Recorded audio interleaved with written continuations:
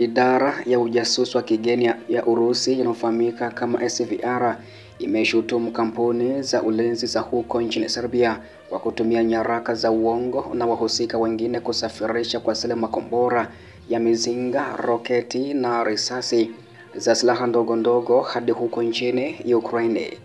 Shirika hilo liliweza kutoa madai hayo katika taarifa iliyochapishwa kwenye tovuti yake siku ya Jumatano wiki hii, iliyopewa jina la sekta ya ulinzi ya Serbia inajaribu kuipinga Urusi mgongoni. Kulingana na maelezo yaliyopokelewa na SVR, yamesema ya kwamba makampuni ya ulinzi ya Serbia yanaendelea kusambaza risasi kwa Ukraine kinyume na kutopendelea upande wowote uliotangazwa na Belgrade. Taarifa hiyo imeeleza hivyo.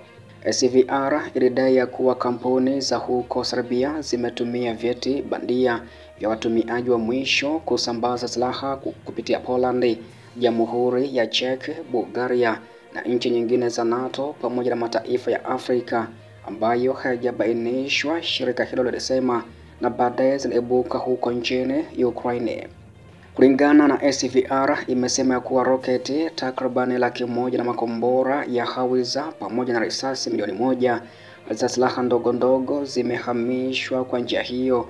Watengenezaji wakuu wa silaha wa Serbia pamoja na Yugo Import SDPR inayomilikiwa na serikali walidaiwa kushiriki katika mpango huo. Inaonekana hamu ya mashirika ya ulinzi ya Serbia na waungaji mkono wao kufaidika kutokana na umwagaji damu kati ya mataifa ndugu wa Slaviki imewafanya wasahau marafiki wao wa kweli ni nani na maadui wao ni nani. SVR imenukuliwa hivyo.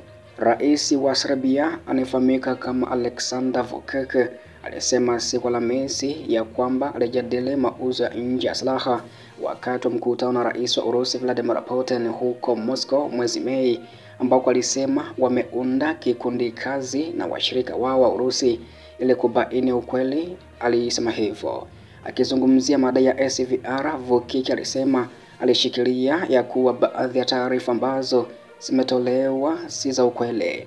Kwa mfano, wanadai ya kuwa kuna mkataba na Jamhuri ya Czech. Hata hivyo hakuna kibali kilichotolewa na hakuna makombora yaliyoletwa. Alisema kwa hakika anatoa amri na onyo ya kwamba ikiwa kuna tuhuma yoyote ya matumizi mabaya ya sera zinazoitwa watumiaji wa mwisho, yani kutumwa kwa risasi katika maeneo ya vita, wanapaswa kufahamishwa mara moja.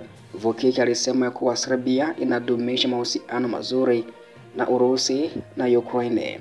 Urusi na Serbia zimefurahia uhusiano wa karibu wa kihistoria wa kiutamaduni tangu karne ya 19, ambako Vučić amesema amepinga juhudi za nchi za Magharibi kuilazimisha nchi hiyo kuiweka vikwazo Moscow na kuivuta nchi yake katika makabiliano yoyote na nchi hiyo. Kamanda wa majeshi pia kutoka huko nchini Ukraine ameripoti ya kwamba vikosi vya Kyiv vilishambulia na kuharibu shabaha takriban 89 huko nchini Urusi. Amesema wanajeshi wa Ukraine walishambulia na kuharibu zaidi ya shabaha 89 za Urusi katika mwezi Mei kwa kutumia ndege zisizo na rubani za aina tofauti. Kamanda mkuu amesema leo taarifa hii. Saireski hakubainisha ni malengo gani yalifikiwa wakati wote wa vita vya Urusi, ambako ndege ambazo hazina rubani za Ukraine zimetumika kulenga magari ya Urusi, wanajeshi na vile maeneo yenye ngome.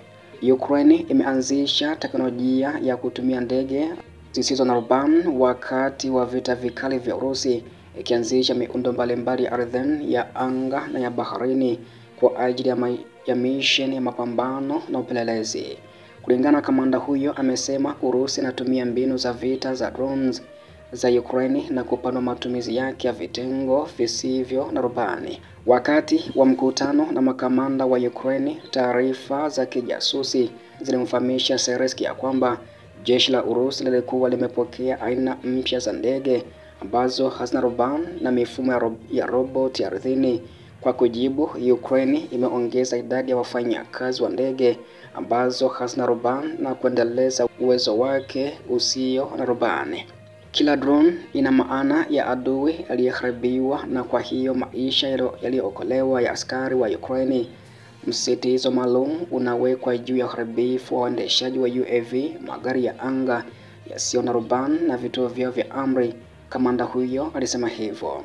Ukraine inajitahidi kuongeza uzalishaji wa ndani. Kiev pia imeunda maholuti ya masafa marefu ya kombora drone, ikijumuisha miundo ya Palyatynsia na Pekro ambayo hutumia engine za turbojeti kama njia mbadala za makombora ya kusafiri.